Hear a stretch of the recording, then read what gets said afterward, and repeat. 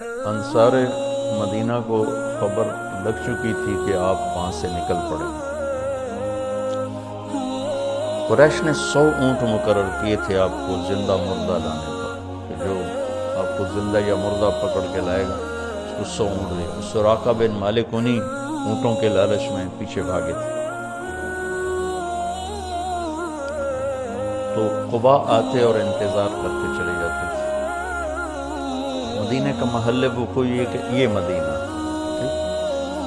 یہ قباء، یہ بیچ میں بنو قینقاع، اور یہ قباء، اور یہ بنو قریظہ، اور یہ بنو نضیر۔ یہ میں آپ کو نقشہ ہاتھوں سے بنا کے بتا رہا ہوں۔ یہ مدینہ، یہ بنو قینقاع، اور یہ قباء، یہ بنو نضیر، بنو قریظہ، اور یہ بنو نضیر۔ یہود کے جو 3 قبیلے تھے، نضیر، قینقاع، قریظہ، تینوں موسیٰ علیہ السلام کے صحابہ تھے، اور یہ تینوں یہاں اس لیے آباد ہوئے۔ موسیٰ علیہ السلام جب حج پہ تشریف لائے، جب واپس جا رہے تھے، مدینہ سے گزرے، تو انہوں نے پہچانا کہ یہ وہ جگہ ہے جہاں آخری نبی آئے۔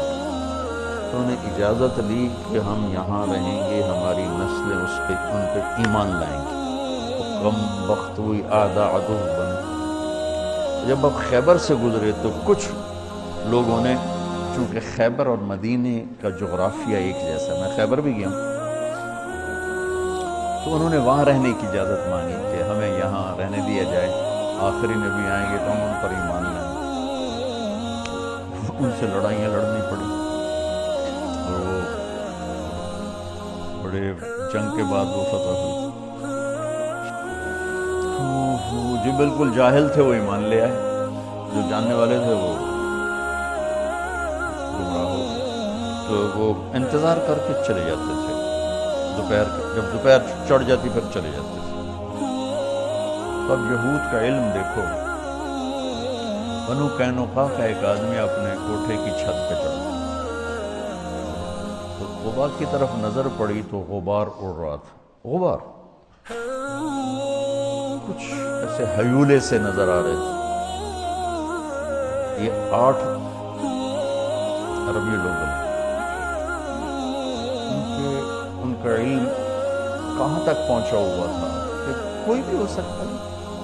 غبار ہے اور کچھ ایسے نظر آ رہی ہیں سواریاں، لیکن اس حد تک ان کو پتا تھا کہ یہ کب پہنچیں گے۔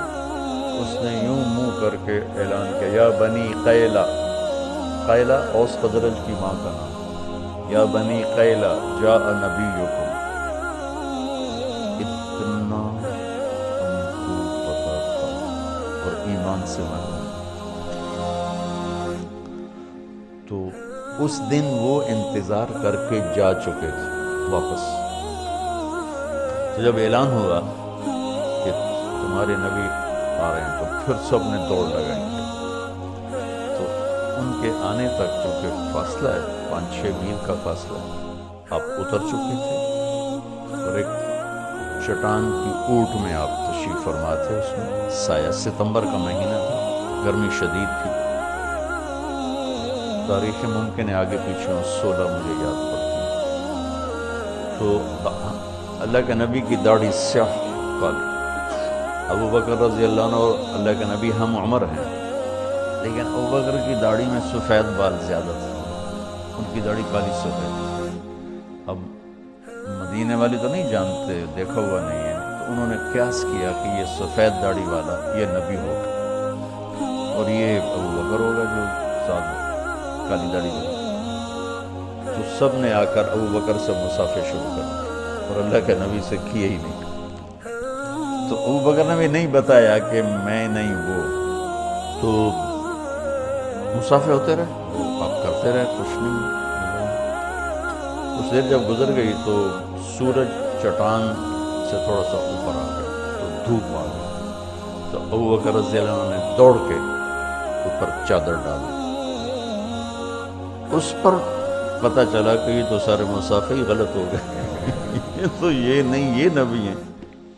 تو پھر انہوں نے مصافحہ کی یا نہیں کی، یہ کہیں نظر سے گزرا نہیں۔ کیے ہوں گے پھر ادھر بھی. تو پھر قبا والے بھی آ گئے.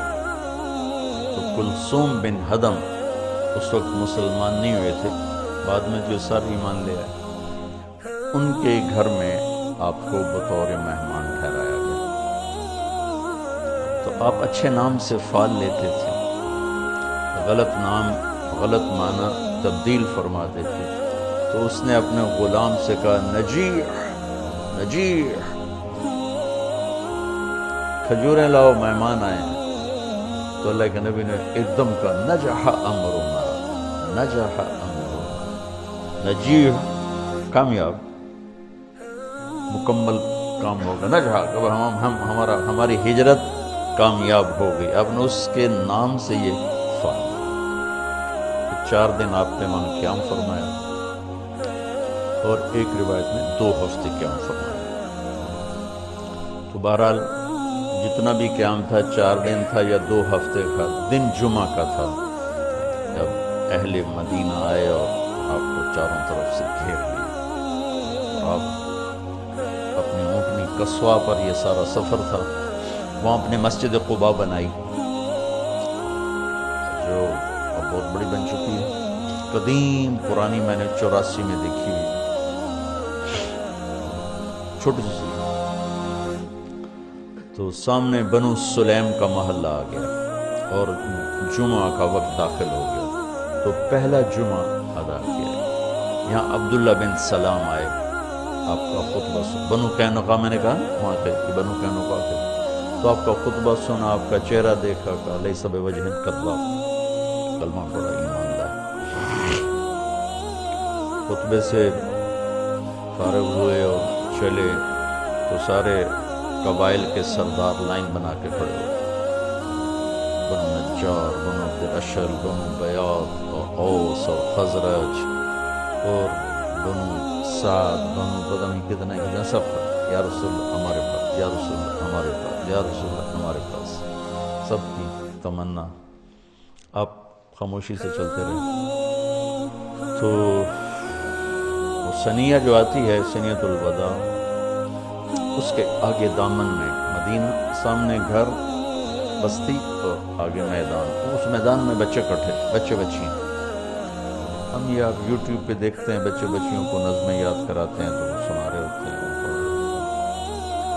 تو ان اس دور کی جو اللہ کی طرف سے موہبہ جلیل تھا، فصاحت، وہ اس واقعے میں نظر آتی ہے کہ یہ جو بچے بچیاں کھڑے ہیں، انہیں کسی نے کوئی نظم سے یاد نہیں کرائی کہ جب وہ آئیں گے تو تم نے طلع البدر کہنا ہے. وہ تو اپنے وہ شوق میں دیکھنے آئے ہوئے ہیں، چھوٹے بچے بچیاں.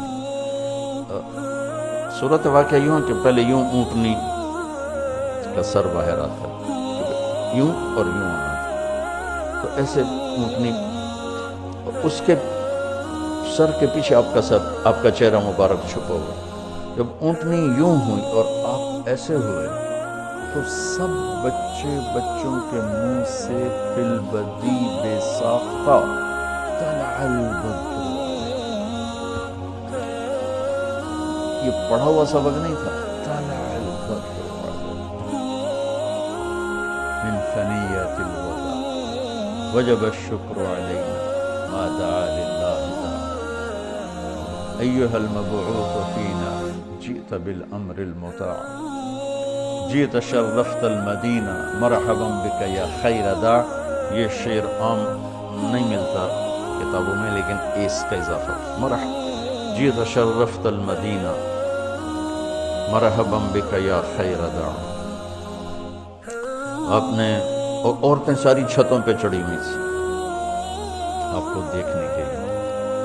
تو جب ہم مدینہ میں داخل ہوئے تو پھر عرب سردار، یا رسول اللہ ہمارے پاس، یا رسول اللہ ہمارے پاس. تو آپ نے اس کی ایسے رسی چھوڑ دی، فدعوها فإنها مأمورة. اسے کچھ نہ کہو، جہاں میرا اللہ لے جائے گا یہ اونٹنی وہاں جائے گی.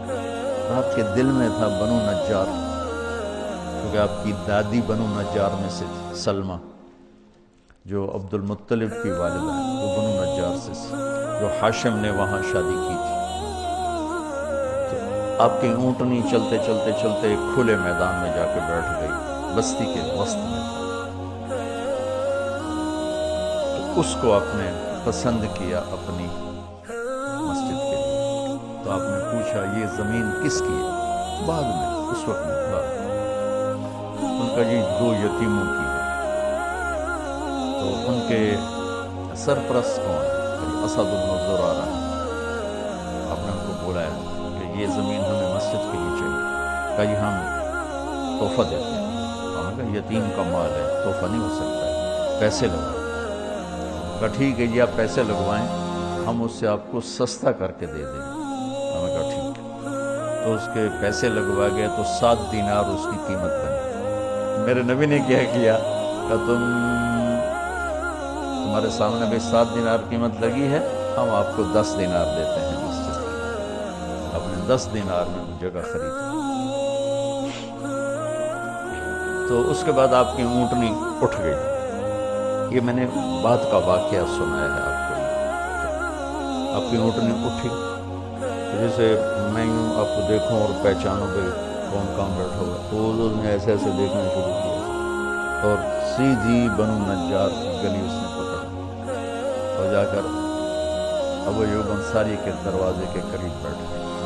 تو یوں میرے نبی بنو نجار کے مہمان بن گئے، جو آپ کے اندر کی تمنا تھی کہ میں بنو نجار میں بیٹھوں۔ تو اس سارے سفر میں ابوبکر صدیق رضی اللہ تعالی عنہ ساتھ ساتھ ہیں۔ یہ ان کی منقبت فضیلت